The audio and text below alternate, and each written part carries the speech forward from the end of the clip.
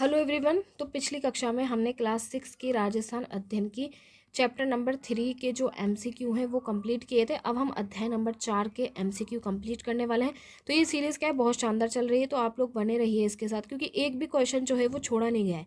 किताब में से एक एक चैप्टर में से जितने भी एमसीक्यू बने हैं वो सारे हमने यहाँ पे कवर किए हैं। तो फोर्थ चैप्टर का नाम है राजस्थान के प्राचीन सभ्यता स्थल। पिछले चैप्टर में हमने इतिहास जानने के स्रोत पढ़े थे, तो ये जो चैप्टर है ना बहुत इंपॉर्टेंट है, राजस्थान के इतिहास से संबंधित है। तो हम पहला क्वेश्चन स्टार्ट करते हैं। उत्खनन से प्राप्त हुए प्राचीनतम साक्ष्यों में कौन कौन से प्रमुख हैं? तो देखिए, आवास स्थल हमें प्राप्त हुए हैं उत्खनन से, लकड़ियां प्राप्त हुई हैं, अनाज प्राप्त हुआ है, हड्डी और पत्थरों के अस्त्र शस्त्र भी प्राप्त हुए हैं। तो इसका आंसर हो जाएगा सभी। उत्खनन से प्राप्त उपकरणों में पत्थरों की संख्या अधिक होने से प्रारंभिक युग को हम क्या बोलते हैं? प्रस्तर युग। देखिए, प्रस्तर का अर्थ होता है पत्थर। अब जब स्टार्टिंग में जब खुदाई हुई थी तो सबसे पहले हमें क्या मिला था? पत्थर संख्या में ज़्यादा मिले थे, तो इसलिए हमने प्रारंभिक युग को प्रस्तर युग का नाम दिया।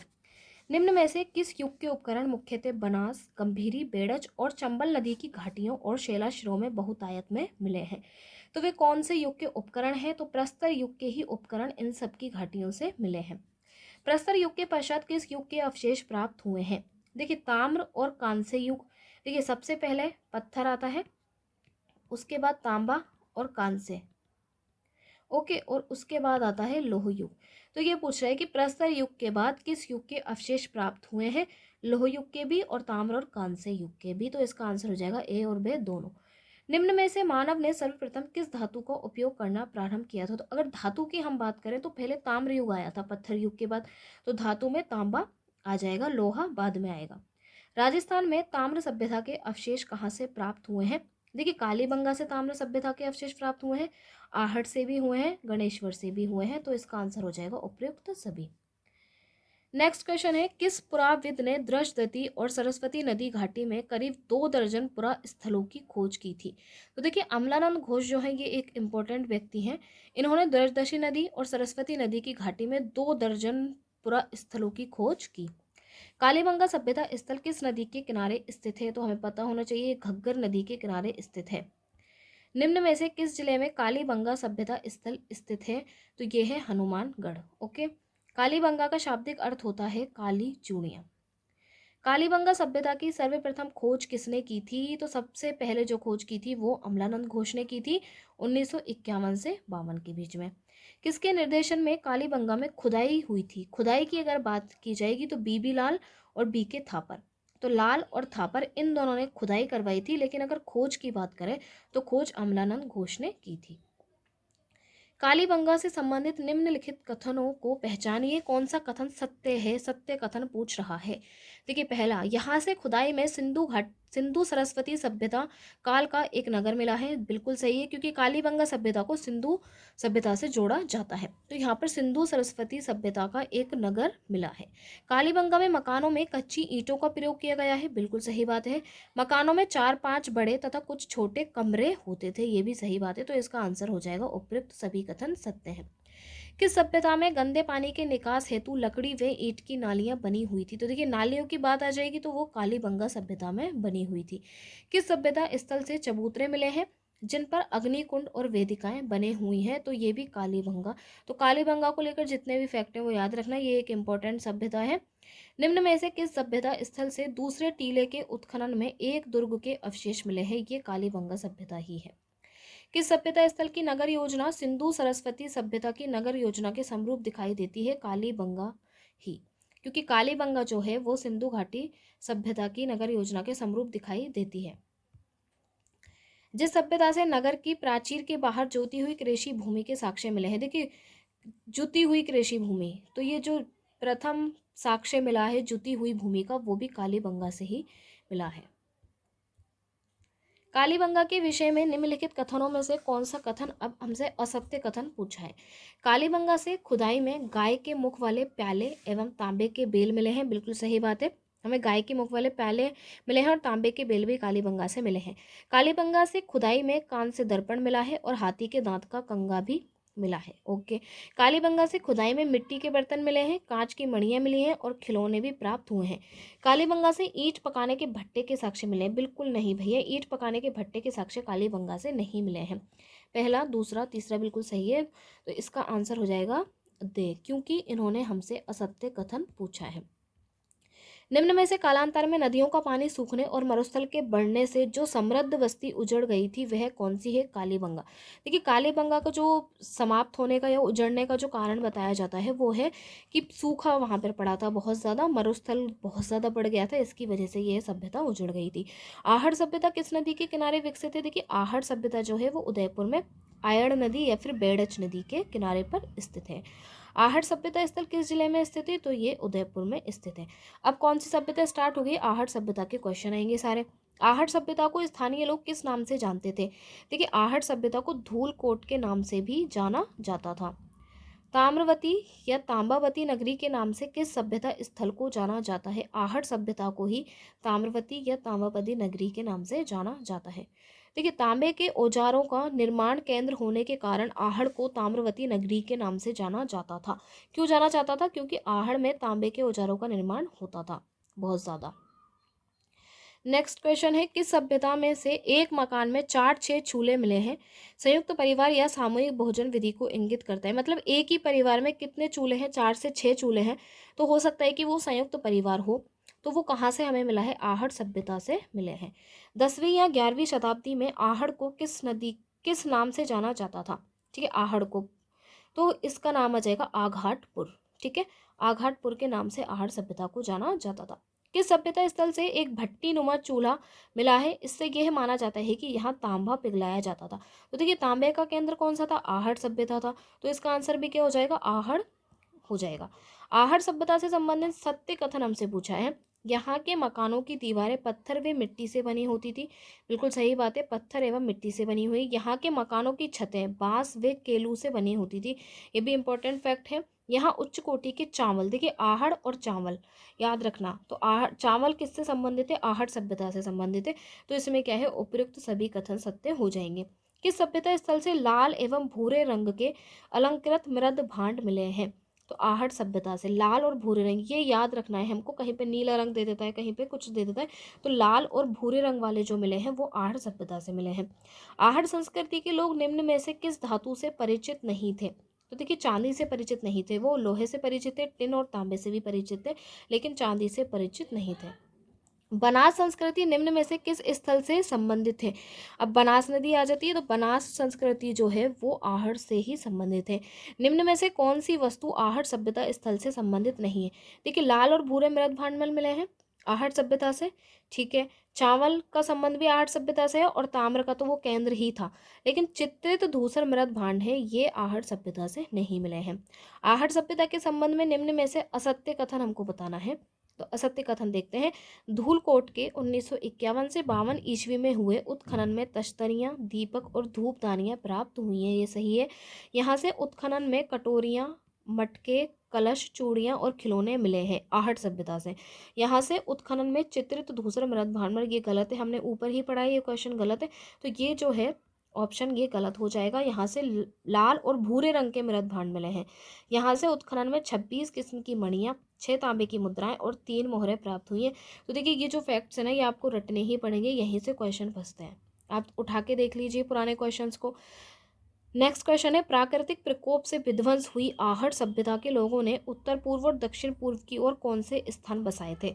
तो देखिए, आहड़ सभ्यता किसकी वजह से विध्वंस हुई थी? प्राकृतिक प्रकोप की वजह से। और उन्होंने कौन से स्थानों पर जाकर के फिर बसाया था? तो इसमें आंसर आ जाएगा गिलून सभ्यता और भगवानपुरा। ये जो दोनों जगह का नाम है, यहाँ पर उन्होंने जाकर के नए स्थान बसाए थे। बालाथल सभ्यता किस जिले में स्थित है?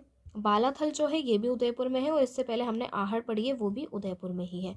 बालाथल सभ्यता उदयपुर जिले की बल्लभनगर तहसील के बालाथल में स्थित है। ठीक है, तो ये जो फैक्ट है ये आ सकता है कि वो कौन सी तहसील में है? बल्लभनगर में। बालाथल सभ्यता किस ताम्रपाषाण कालीन सभ्यता से संबंधित है? तो देखिए, उदयपुर में है ये, और आहड़ सभ्यता उदयपुर से संबंधित है, तो ये आहड़ सभ्यता से संबंधित हो जाएगी बालाथल सभ्यता भी। नेक्स्ट, निम्नलिखित में से किस सभ्यता स्थल से 11 कमरों के एक बड़े भवन और दुर्ग जैसे चिन्ह प्राप्त हुए हैं? देखिए 11 कमरे की अगर बात आएगी और बड़ा भवन प्राप्त हुआ है, दुर्ग जैसे चिन्ह प्राप्त हुए हैं, तो ये बालाथल से प्राप्त हुए हैं। निम्न में से राजस्थान का कौन सा स्थल ताम्र पाषाणिक काल से संबंधित है? तो देखिए जो बालाथल है ना, ये है किससे संबंधित? ताम्र पाषाणिक काल से, क्योंकि ये आहट सभ्यता से संबंधित है और आहट सभ्यता ताम्र पाषाणिक काल की सभ्यता है। बालाथल सभ्यता के विषय में सत्य कथन है, यहाँ से तांबे के चाकू, कुल्हाड़ी, छेनी तथा बाण जैसे उपकरण हमें प्राप्त हुए। ठीक है, यहाँ से कर्णफूल, गले के हार की लटकन आदि आभूषण मिले हैं। तो ये फैक्ट हमें याद करना ही पड़ेगा कि बालाथल से हमें तांबे के चाकू मिले, कुल्हाड़ी मिली, हमें क्या मिले मतलब जिन्होंने खुदाई की उनको छेनी मिली, ठीक है, बाण जैसे उपकरण भी मिले हैं। तो ये कथन सही है। यहाँ से कर्णफूल, गले के हार की लटकन और आभूषण मिले हैं बालाथल से। यहाँ से लोहा गलाने की भट्टियों के चिन्ह भी हमें प्राप्त हुए हैं। तो ये जो है तीनों ही इसमें सेंटेंस सही हो जाते हैं। बालाथल सभ्यता स्थल के लोगों की आजीविका के साधन क्या थे? देखिए कृषि, पशुपालन और शिकार, तीनों ही जो है वो करते थे। कृषि भी करते थे, पशुपालन भी करते थे, शिकार भी करते थे। तो इसका आंसर हो जाएगा उपयुक्त सभी। बैराट के अतिरिक्त ऐसा कौन सा सभ्यता स्थल है जहाँ से बुना हुआ वस्त्र प्राप्त हुआ है? तो मतलब बैराट से बुना हुआ वस्त्र हमें प्राप्त हुआ है। इसके अलावा बालाथल से भी हमें बुना हुआ वस्त्र प्राप्त हुआ है। तो देखिए बे बकरी है ना, बुना हुआ, बैसे बैसे बैराट और बैसे बालाथल, तो याद रखना। सीकर जिले की नीम का थाना तहसील में किस एक विशिष्ट संस्कृति के अवशेष मिले हैं? यहाँ पर बालाथल कंप्लीट हो जाती है। अब बात आ जाती है गणेश्वर संस्कृति की। तो गणेश्वर संस्कृति के अवशेष, नीम का थाना एक जगह है सीकर में, वहां से यहाँ इसके अवशेष मिले हैं। निम्न में से किस सभ्यता को ताम्र संचयी संस्कृति या ताम्रयुगीन सभ्यताओं की जननी कहा जाता है? देखिए ताम्र संचयी संस्कृति या ताम्रयुगीन सभ्यताओं की जननी गणेश्वर सभ्यता को कहा जाता है। गणेश्वर से तांबा हड़प्पा और मोहनजोदड़ो में भेजा जाता था। निम्नलिखित में से जो संस्कृति पूर्वी राजस्थान एवं गंगा घाटी के क्षेत्र में पल्लवित हुई वह है? तो वह कौन सी सभ्यता है? गणेश्वर सभ्यता, जो राजस्थान एवं गंगा घाटी के क्षेत्र में पल्लवित हुई थी। याद रखना, कैसे गंगा घाटी, कैसे गणेश्वर। ओके, किस सभ्यता स्थल से ताम्र उपकरण बहुतायत में मिले हैं? देखिए ताम्र उपकरण की अगर हम बात करें ना, उपकरण ये सबसे ज्यादा हमें मिले हैं गणेश्वर से। गणेश्वर सभ्यता से ताम्र उपकरण बहुतायत में मिलने के कारण खेतड़ी ताम्र भंडार की निकटता रही होगी, क्योंकि जो खेतड़ी है ना एक जगह का नाम है, यहाँ पर ताम्र भंडार बहुत ज्यादा है। गणेश्वर सभ्यता से संबंधित निम्नलिखित में से कथनों को पहचानिए, कौन सा कथन सही नहीं है? यहाँ से प्राप्त ताम्र उपकरणों में बाण, छेनियाँ, मछली पकड़ने के कांटे, उस तरह के फलक तथा अंगूठियाँ प्रमुख है। देखिए मछली पकड़ने का जो कांटा है ना, ये क्वेश्चन पहले भी आ चुका है, तो अभी हमें याद रखना है। बाण भी प्राप्त हुआ है, छेनियाँ भी प्राप्त हुई हैं, उस तरह के फलक प्राप्त हुए हैं, अंगूठियाँ, ये सब हमें गणेश्वर सभ्यता से मिले हैं। यहाँ से धोरी, पेचदार शिरा वाली ताम्र पिनों को पश्चिमी तथा मध्य एशिया में निर्यात किया जाता था। तो ताम्र पिन की अगर बात आएगी ना, तो ये जो पिन है ये भी गणेश्वर सभ्यता से मिली है। गणेश्वर सभ्यता से मौर्य युग के अवशेष प्राप्त हुए हैं, ये गलत है। गणेश्वर सभ्यता ताम्रपाषाण काल की थी, बिल्कुल सही है, किंतु इसके ऊपरी स्तर पर लौह युग के अवशेष भी प्राप्त होते हैं। नेक्स्ट क्वेश्चन, एकमात्र सभ्यता स्थल जहां उत्खनन के दौरान पत्थर के बांध प्राप्त हुए हैं। लो भाई, पत्थर के बांध भी आ गए। अब वो कहाँ से प्राप्त हुए हैं? गणेश्वर सभ्यता ही ऐसी सभ्यता है जहाँ पर पत्थर के बांध हमें मिले हैं। गणेश्वर सभ्यता में मकान जो थे वो पत्थर के बनाए जाते थे। तो पत्थर के बांध और पत्थर के मकान, ये दोनों गणेश्वर सभ्यता में मिले हैं। गणेश्वर सभ्यता स्थल से मिट्टी से निर्मित कितने प्रकार के बर्तन मिले हैं? देखिए मिट्टी से निर्मित जो बर्तन मिले हैं 2 प्रकार के मिले हैं। गणेश्वर में मिट्टी के 2 प्रकार के बर्तन मिले हैं। पहले थे हड़प्पा पूर्व संस्कृति के हल्के लाल रंग के पतले बर्तन। हल्के लाल रंग के पतले बर्तन ये गणेश्वर सभ्यता से मिले हैं। लाल और चिकनी मिट्टी विशिष्ट चित्रकारी वाले मजबूत बर्तन, दोनों तरीके के हल्के पतले बर्तन भी मिले हैं और मजबूत बर्तन भी मिले हैं। इन बर्तनों में मर्तबान, कलश, प्याले, तसले, हांडी, ढक्कन आदि प्रमुख हैं। ठीक है, तो देखिए 6 क्लास की बुक के हम एमसीक्यू कर रहे हैं और हम देख सकते हैं कि कितने डिटेल में यहाँ से एमसीक्यू हमने निकाले, मतलब कुछ भी नहीं छूटेगा। अगर आपने ये कर लिया तो आपको चैप्टर भी पढ़ने की ज़रूरत नहीं है, आप एमसीक्यू को अच्छे से याद कर लो बस। कौन सी सभ्यता पुरातत्व का पुष्कर नाम से प्रसिद्ध है? पुरातत्व का पुष्कर, तो गणेश्वर सभ्यता जो है उसे पुरातत्व का पुष्कर भी कहा जाता है। लोहकालीन इतिहास को जानने हेतु निम्न में से किन सभ्यता स्थलों के विवरण उल्लेखनीय हैं? देखिए, लोहकाल की अगर बात आती है, यहाँ पर ताम्रकाल खत्म, अब लोहकाल की बात हम करेंगे। तो लोहकाल में बेराट, बागोर और रेड, ये जो है उपयुक्त सभी सभ्यताएं लोहकाल इतिहास को जानने में मदद करती हैं। गणेश्वर सभ्यता किस नदी के किनारे विकसित हुई थी? तो ये जो है ये कांतली नदी के किनारे पर स्थित हुई थी। ताम्रयुगीन संस्कृति का सबसे प्राचीन और सबसे महत्वपूर्ण स्थल गणेश्वर सभ्यता है, क्योंकि ये ताम्रयुगीन संस्कृतियों की जननी कहलाती है। बैराट सभ्यता स्थल किस जिले में स्थित है? अगर हम बैराट की बात करें तो ये है हमारे जयपुर में। बीजक की पहाड़ी और भीम की डूंगरी किस सभ्यता स्थल से संबंधित है? ये है बैराट सभ्यता से संबंधित। महाभारत में किसका उल्लेख मत्स्य जनपद की राजधानी के रूप में हुआ है? तो देखिए, मत्स्य जनपद की राजधानी विराटनगर, ये हमने पिछले चैप्टर में पढ़ा है। किस सभ्यता स्थल से महाभारत कालीन साक्ष्य प्राप्त हुए हैं? देखिए, महाभारत काल के जो साक्ष्य हैं वो हमें प्राप्त हुए हैं बैराट सभ्यता स्थल से। किस सभ्यता स्थल से मौर्य काल के अवशेष हमें मिले हैं? तो बैराट सभ्यता से हमें मौर्य काल के भी मिले हैं, महाभारत कालीन साक्ष्य भी हमें मिले हैं। अशोक के 2 स्तंभ लेख, देखिए ये ना बहुत इंपॉर्टेंट क्वेश्चन है। एक तो ये अशोक के स्तंभ लेख, और ये जो भीम डूंगरी वाला जो क्वेश्चन था ना, ये वाला, ये बहुत इंपॉर्टेंट क्वेश्चन है, काफ़ी बार आ गया है। 2 स्तंभ लेंगे अशोक के, एक तो भाभू का शिलालेख, ये कहीं कहीं पे भाबरू भी है, या बैराट शिलालेख, एवं बौद्ध मठ के अवशेष जिस सभ्यता स्थल से प्राप्त हुए वो है बैराट, तो इसे नहीं भूलना है बिल्कुल भी, वो है बैराट। अब आता है 59 क्वेश्चन, ये चैप्टर देख ले कितना ज़्यादा इंपॉर्टेंट है। बैराट सभ्यता स्थल से संबंधित निम्नलिखित कथनों को पहचानिए, कौन सा कथन सत्य है? बैराट सभ्यता स्थल से संबंधित निम्नलिखित कथनों को पहचानिए, कौन सा कथन सत्य है, ये पूछ रहा है। यहाँ एक कमरे में 36 चांदी की मुद्राएं मिली हैं, जिनमें 8 पंचमार्क और 28 भारतीय यूनानी शासकों की मुद्राएं हैं। ये बहुत इंपॉर्टेंट फैक्ट है, इसको रट लेना। तो ये बैराट सभ्यता से संबंधित है। यहाँ खुदाई में स्वास्तिक तथा त्रिरत्न चक्र चिन्ह युक्त अलंकृत घड़े भी मिले हैं। स्वास्तिक और त्रिरत्न चक्र चिन्ह युक्त अलंकृत घड़े कहाँ से मिले हैं? बैराट सभ्यता से मिले हैं। यहाँ दीपक, नाचता हुआ पक्षी, पत्थर की संदूकें, लोहे की कीलें, हाथ से बुने हुए वस्त्र के साक्ष्य भी प्राप्त हुए हैं। तो उपयुक्त सभी कथन जो हैं वो सत्य हैं। चांदी की 8 पंचमार्क, इंडो ग्रीक शासकों की 28 मुद्राएं किस सभ्यता स्थल से जुड़ी हैं? हमने ऊपर ही पढ़ा है, बैराट सभ्यता स्थल से। दयाराम साहनी, नील रतन बनर्जी, कैलाशनाथ दीक्षित का संबंध किस सभ्यता स्थल से है? तो यह है बैराट सभ्यता स्थल से। दयाराम साहनी, नील रतन बनर्जी और कैलाशनाथ दीक्षित। निम्न में से किस सभ्यता स्थल से 6 तांबे की मुद्राएं और 3 मोहरें प्राप्त हुई हैं? यह है आहड़ सभ्यता। देखिए, आहड़ सभ्यता से हमें 6 तांबे की मुद्राएं मिली हैं और 3 मोहरें मिली हैं। आहड़ से मिलने वाली 3 मोहरों पर विहितव विष, पलित्सा एवं तातीय तोमसन अंकित है। ये बहुत इंपॉर्टेंट फैक्ट है, इसको बिल्कुल हमें याद रखना है। 3 मोहरें जो हमें आहड़ सभ्यता से प्राप्त हुई हैं, उन तीनों मोहरों पर विहितविष, पलित्सा एवं तातीय तोमसन अंकित है। याद रखने वाली बात यह है कि ये आहड़ सभ्यता से मिली है। असंगत युग्म हमको पहचानना है। गणेश्वर सीकर सही है बिल्कुल, आहड़ जोधपुर गलत है, कालीबंगा हनुमानगढ़ सही है, बैराट जयपुर बिल्कुल सही है, आहड़ में आ जाएगा उदयपुर। नेक्स्ट क्वेश्चन, अब देखिए सम्मिलित करने वाले क्वेश्चन बहुत आ रहे हैं आजकल एग्जाम में।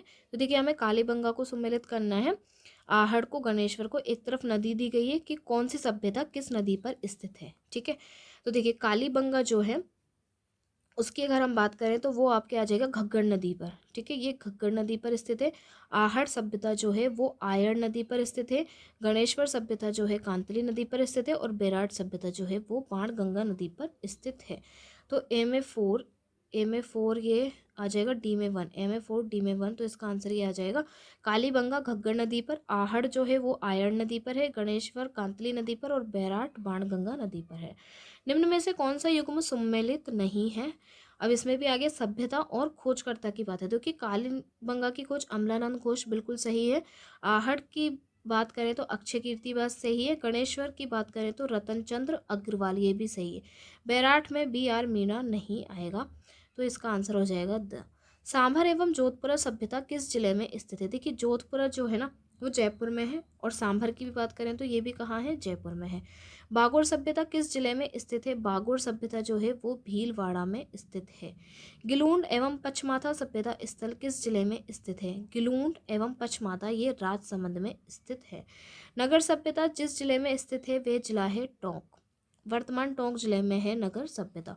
नगरी सभ्यता किस जिले में स्थित है, चित्तौड़गढ़। अब देखिए नगर और नगरी में कंफ्यूज नहीं होना है, नगर टोंक में है और रेड भी टोंक में है, लेकिन नगरी की अगर बात आएगी तो वो चित्तौड़गढ़ में है। नेक्स्ट क्वेश्चन, रेड सभ्यता किस जिले में स्थित है, रेड सभ्यता टोंक में है, नगर भी टोंक में है। ओझियाना सभ्यता, ओझियाना जिस जिले में स्थित है वह है भीलवाड़ा, तो भीलवाड़ा में ओझियाना भी है और बागुर भी है। ओझियाना सभ्यता स्थल कोठारी नदी के किनारे पर स्थित है। नौह सभ्यता है भरतपुर में। भीनमाल सभ्यता है जालोर में। दीनहीन बस्ती निर्धन सभ्यता किस सभ्यता स्थल को कहा गया है, कालीबंगा। ये क्वेश्चन भी काफ़ी बार आ गया है। तो देखिए यहाँ से जो क्वेश्चन है इनको हमें रटना है, क्योंकि मैच करने के लिए भी आ सकता है कि एक तरफ सभ्यता का नाम एक तरफ स्थल का नाम, तो हमें पता होना चाहिए कि नौ भरतपुर में है, भीनमाल जालोर में है, ओझियाना जो है वो भीलवाड़ा में है, बागुर भीलवाड़ा में है, रेड सभ्यता टोंक में है, नगर सभ्यता टोंक में है, ठीक है, आहड़ उदयपुर में। तो इस तरीके से सारी सभ्यता और उनका जो स्थल है वो भी पता होना चाहिए, और खुदाई के लिए जो भी इम्पोर्टेंट खोज करता है उनका भी हमें नाम पता होना चाहिए। तो ये सब एक बार अच्छे से आप लोग देख लीजिए। तो ये चैप्टर यहाँ होता है कंप्लीट।